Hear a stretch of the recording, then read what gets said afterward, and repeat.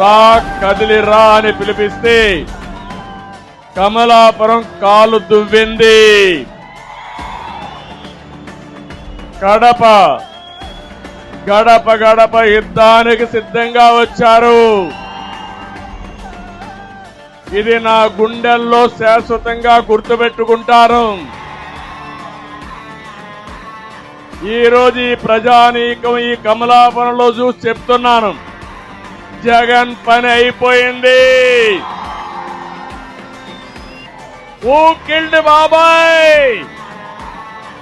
Who killed బాబాయ్?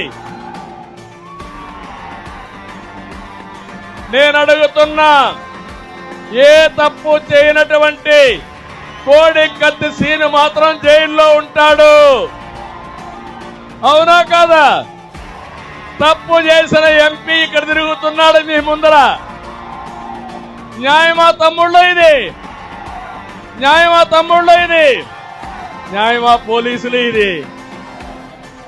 కమలాపురంలో కడప గడ్డ మీద అడుగుతున్నా, హూ కిల్డ్ బాబాయ్?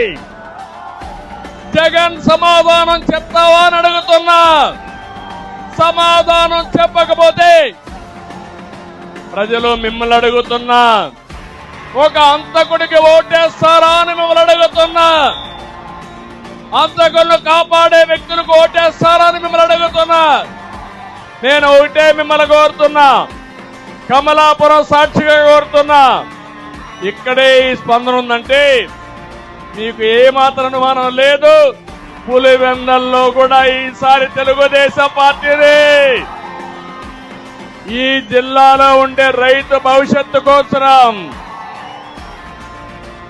రాష్ట్రంలో ఉండే మహిళ భద్రత కోసం, ప్రతి ఒక్కరికి లాభం జరగాలంటే జగన్ పోవాలి,